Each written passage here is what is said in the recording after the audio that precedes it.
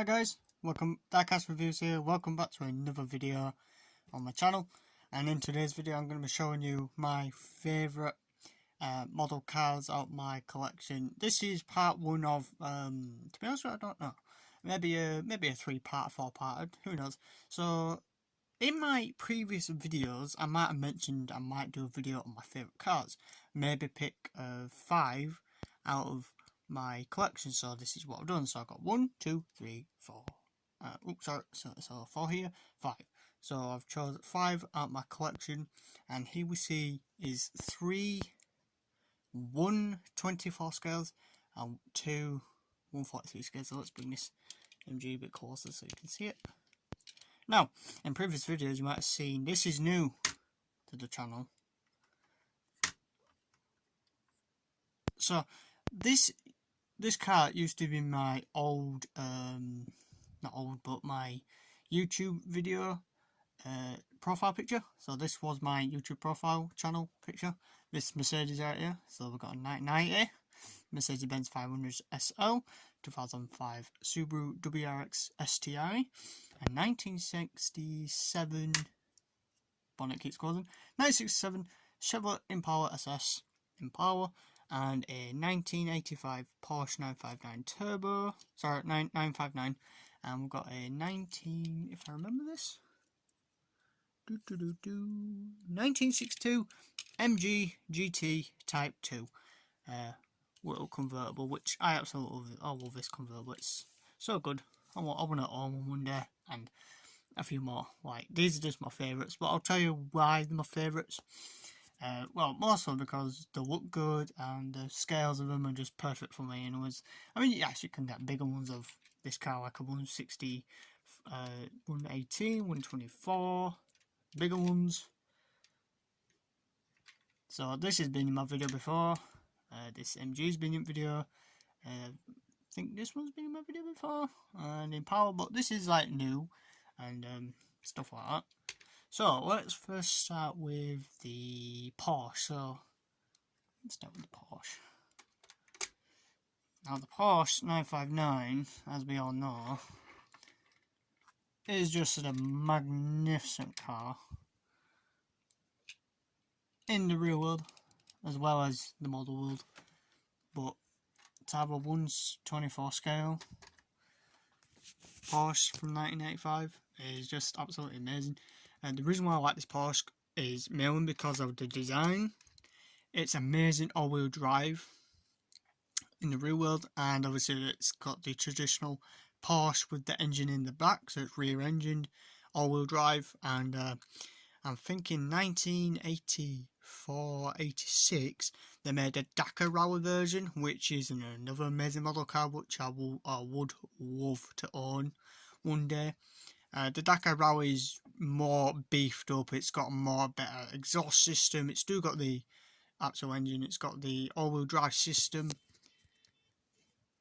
I don't know if you can hear, but someone's popping the horn outside, so let's ignore that. Back to the Porsche.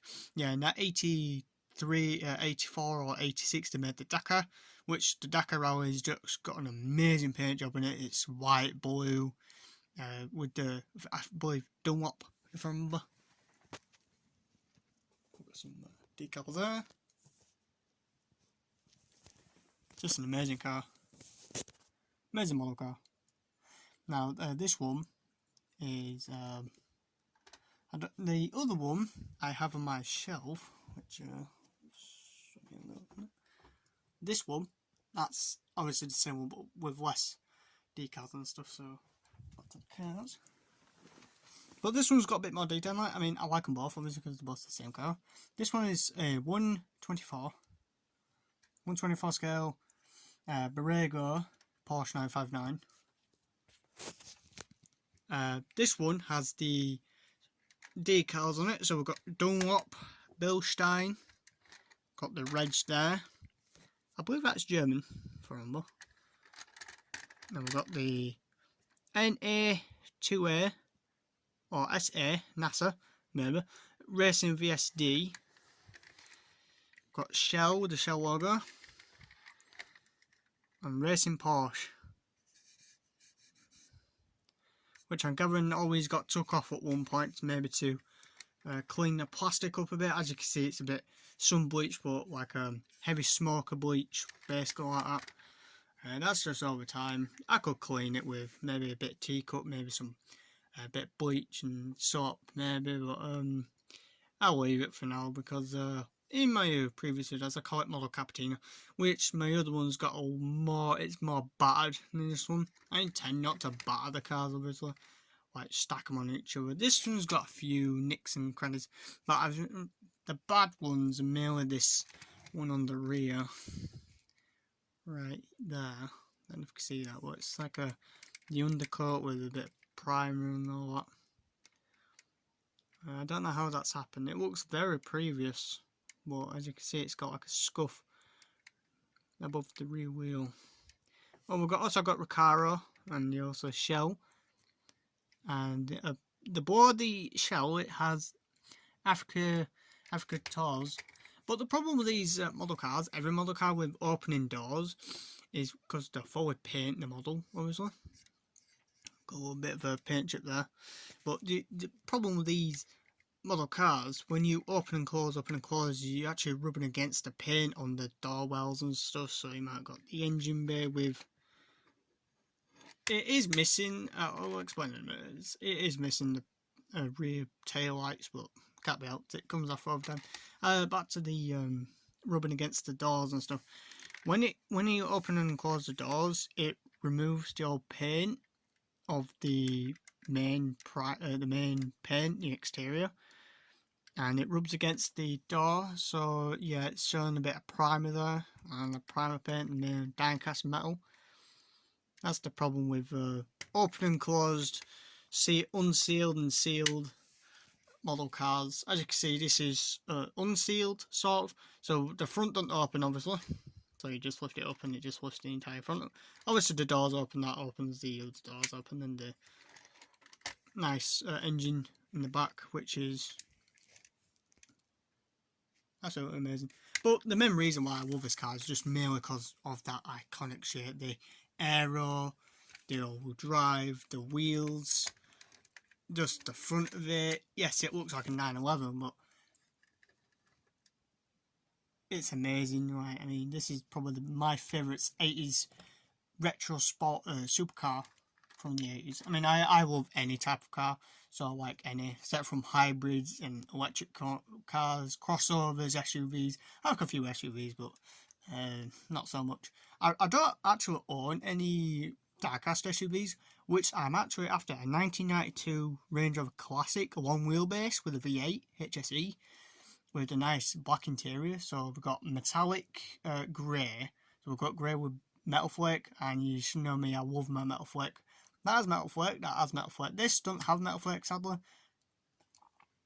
The Subaru has very light metal flake, but it's more noticeable on the Chevy and Mercedes. But yeah, the main reason why I love this is because of the iconic shape of the 959, and 959 is just a brilliant number for an 80s car.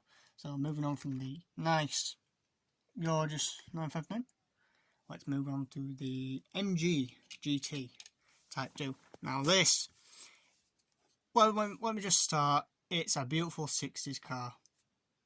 It's iconic. It's in British Racing Green, which is a magnificent colour for any British car. It's a convertible, soft top, black top. The wire wheels are just absolutely gorgeous. And this is my absolute favourite 1960s convertible. I mean, obviously you've got the Jaguar E-Type, which is also a convertible on the hardtop, but the convertibles are just absolutely amazing. I love my convertibles. I'm not a big fan of modern convertibles because they're all electronic and all that rubbish.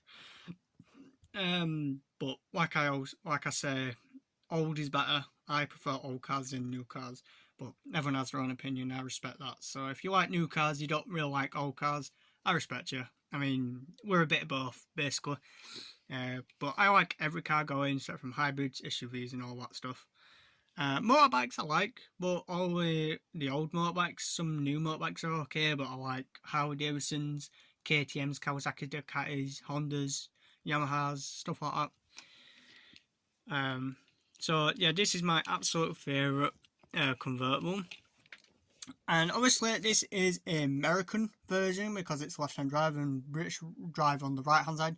But I actually do like both of them, especially the left-hand drive, because it seems to be more comfortable. I've never sat in one, I never drove one, but just imagine sitting in this car in the 60s, left-hand drive, or right-hand drive, either way, and you just got the road ahead of you. You got the wind in your hair, stuff like that. You got the windows rolled down. I mean, it's just like, especially with that iconic shape at the back. I love the shape. The reason why I love this is because of the shape of the car also. Mainly because of the cars of the shapes. But, you know, with some cars like the Porsche for the shape, I absolutely love the shape of the Porsche. I mean, obviously the front is amazing, but I think the rear end just looks absolutely gorgeous. Like, you got the classic wire wheels, you got black leather interior. I won't like to drive this car in summer because you don't want to leave it outside, because obviously the black absorbs heat and heat gets real hot. So basically it's like the Austin Allegro Estate, which is just more terrible than this. I'm not saying that the MG is terrible, but this is absolutely amazing car. And the bonnet on this opens, I believe, that way, so it opens like that, like on the front, like a DeLorean. But obviously the DeLorean has a frunk, like, so it has a front boot maybe. So that opens like that. As you can see by the bonnet, on most cars, let's start with this Subaru. So the Subaru opens that way, and this one opens this way. So the stuff are there. So yeah, I'll move on to the Porsche in a minute. Porsche, Subaru, and the Mercedes. I've got reason to love this Mercedes and the Chevy. So the reason why I love this is the shape of the back, and obviously it's chrome bumpers with the chrome trim. As you can see, it's got the chrome trim, and I absolutely love the wire wheels. It's not focusing properly, but that's my camera for you. It's dodgy sometimes. So wire wheels, the shape of the back is just my favourite things about this car. Plus it's a two-door. You got sort of a biggish boot. I've seen these in person, real beautiful cars. They sound real absolutely gorgeous. This one is from Del Prado. It's a 143 scale. British Racing Green. Just absolutely a gorgeous car, and this model is just... It's, like I said in my other videos, it's an honour to own at least a scale of the actual real car. So this is like a little close step of owning the real cars in the future one day. So maybe one day I will own a 1962 MG GT Type 2 convertible, right hand drive, because any either, I don't mind either, because, well, I just look in the driveway and just thought, that car is absolutely gorgeous. So moving on for the MG GT Type 2 1962, the Subaru. Now this Subaru didn't have a lot of love when it first got introduced into the world, mainly because of the front. Now this Subaru is nicknamed the Bubble Eye. I can see because it's got bubbles for eyes. But well, basically the headlight. So it's got like two there headlights, the bulbs. So it's called the Bubble Eye Subaru. But I love it because it's cute, and it's still got the traditional. I think this one came with the Boxer engine, the flat 4 Boxer engine. Just like, and it makes an amazing sound. And plus it's the 4-door version, which I absolutely like. This wing on the back is absolutely amazing. And when they facelifted it, they left the rear alone. So when they left it alone, they've just facelifted it, like they changed it to a more...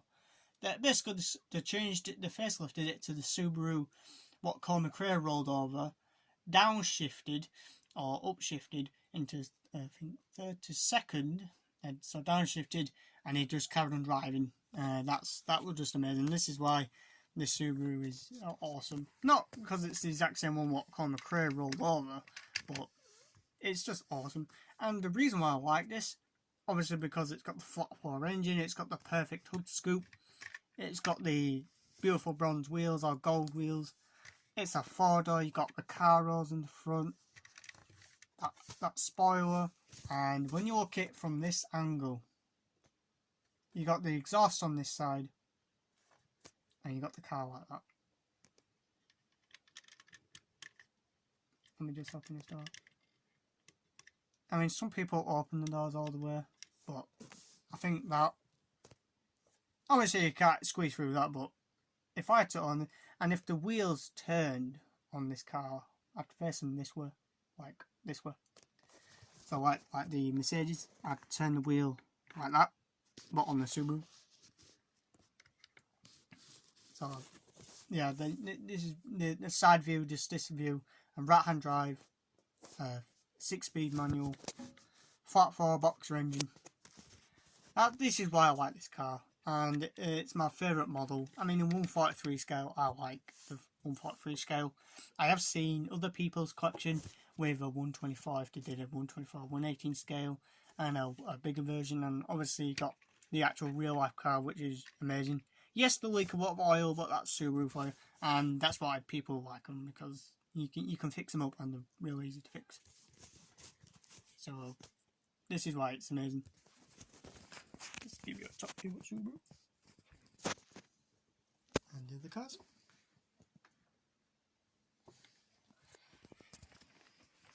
Yeah, it's my favourite. Moving on from the Subaru.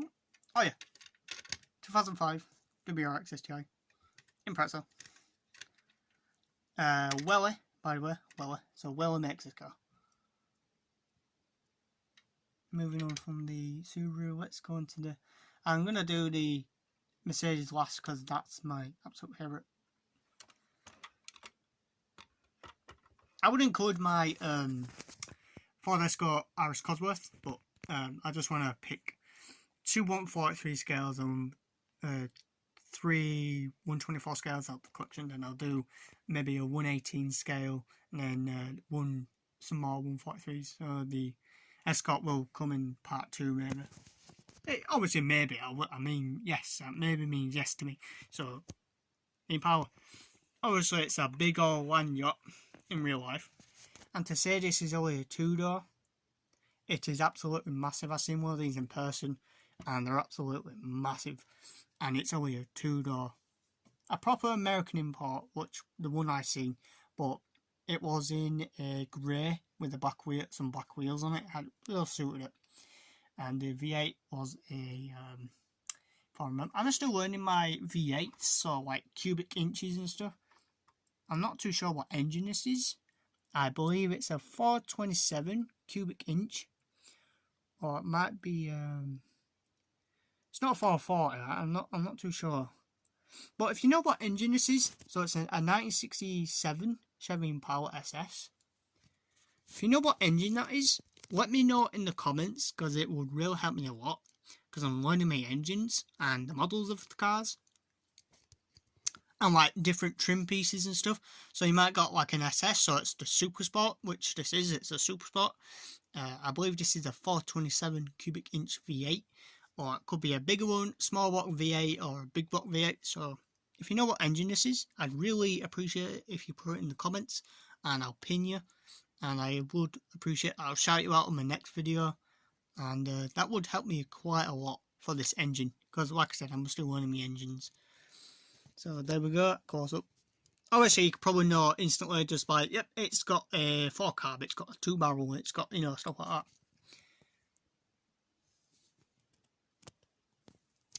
that.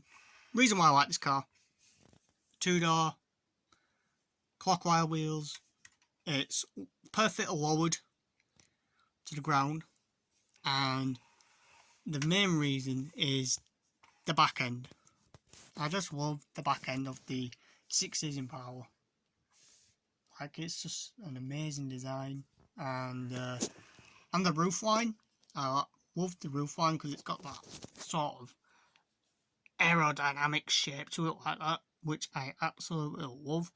And I find little weird spots on the cars what I find absolutely gorgeous, like this gorgeous design crease in the car which just wraps around it on the rear, and the shape of the wing and the bumper for the rest of the car on the front. Yeah, I just love those. Oh, I knocked everything and everything nearly fell off.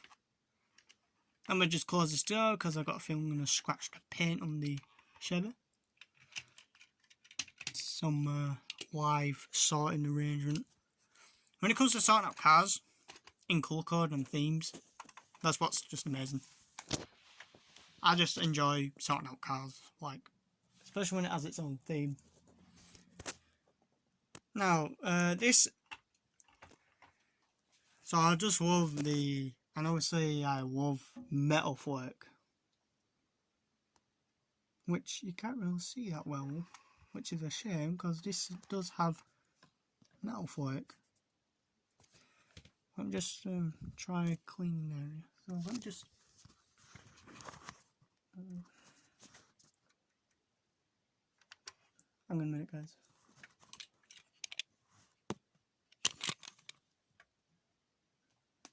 Be a sec, guys.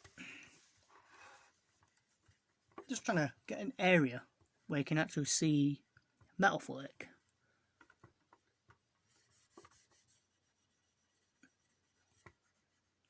Sorry, guys. The Mercedes also has metalwork on the paint. Now the Subaru has light metalwork. The MG sadly doesn't have metalwork because it's faded. It's really old.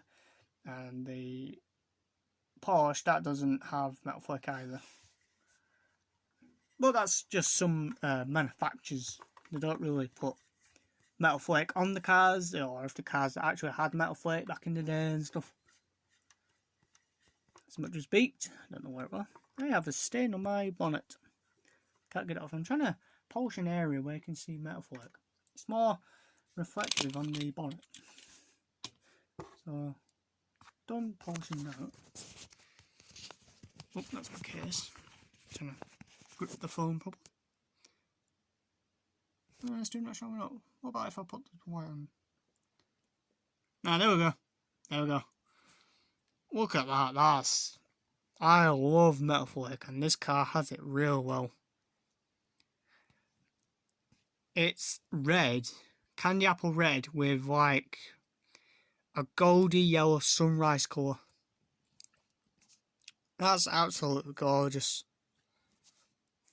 Just the way, just wow. I just love metalwork. It's absolutely gorgeous. It suits real cars. It suits model cars. Just absolutely brilliant. I love metalwork. Just amazing. One thing you know about me, I love metalwork. I love two-tone paint. Absolutely love two-tone paint with metalwork inside it. It's just absolutely gorgeous. Which I will do a video. I'm thinking of doing a video on to know me, basically, like my hobbies, my interests, stuff like that. Where am I come from? What country do I live in? Obviously, I live in UK. Obviously, that's a little hint for you.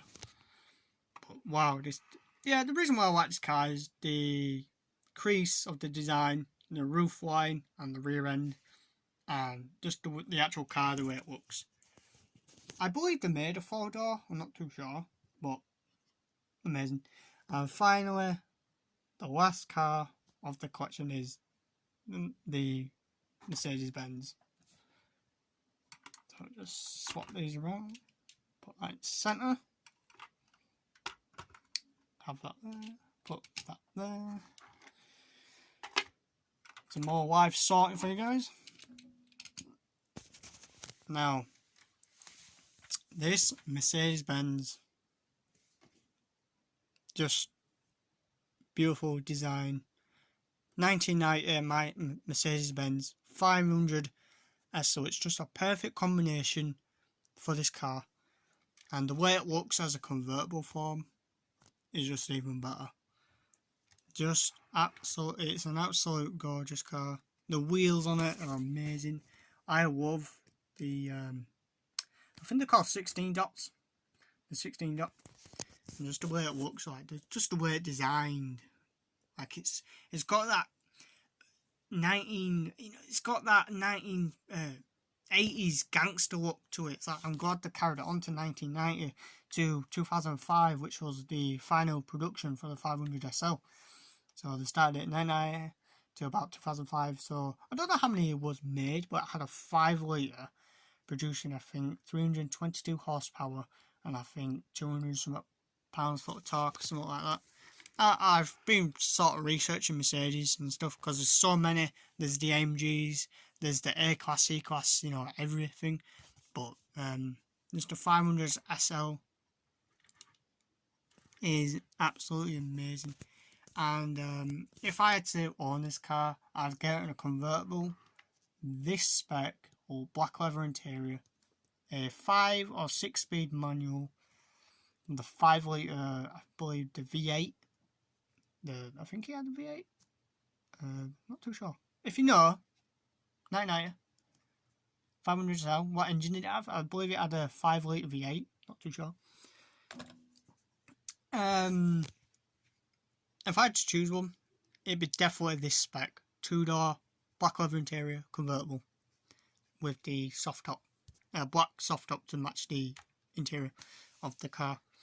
And again, just to Mercedes-Benz and BMW fans, but to me, from a distance, if you looked at it from a distance like that, or if it were parked up next to some more cars, it does look like a 1980s, 1990s BMW M3 E36.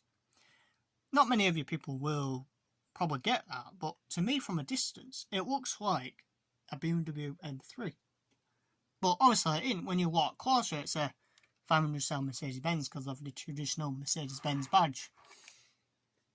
Like that. I mean, if it were parked on the street like that, you would realise it's a Mercedes-Benz, but from a rear, it looks like sort of like a BMW. Sort of like a BMW. I'm not saying that it is a BMW, but it looks very similar to a BMW. Obviously, a BMW and Mercedes, totally different manufacturers from Germany. And I love this because it's the, I believe, the best trim model because there's so many trims out there for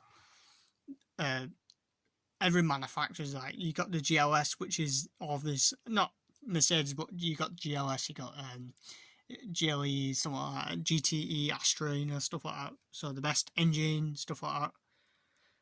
And it's just a nice car, which is a future classic. This Mercedes-Benz is a future classic car. Yeah, just the way the wheels look when you turn it, and when you look at it from this angle. So imagine this, the camera's the head of, like, the viewer head, your head, your eyes. This is the way I would look at a BMW. I'll call it a BMW because I think, oh my god, I just called the Mercedes a BMW again. The Mercedes-Benz, if you look at it from like this angle, it's just absolutely amazing. If it was a countryside with a nice sunset in the back, now this would look absolutely amazing. Just the way it looks. Just the way it looks right there. Imagine, minus the damaged steering column, which is sadly broken. I have took it apart, tried fixing it, but the thing that's connecting it is a wire and some clips, and the clips are broken, and that's why it's hanging off like that. So it is repairable, but I'm not an expert repairing. But just the way it looks like that, it's just absolutely amazing, and this has metalwork. I'd get it in the exact same colour in real life. I don't know how much these cars are worth, but I'm gathering they're worth quite a bit. And just look at that. The amazing, beautiful metalwork. I absolutely love metalwork again. Just wow, it's just freaking amazing.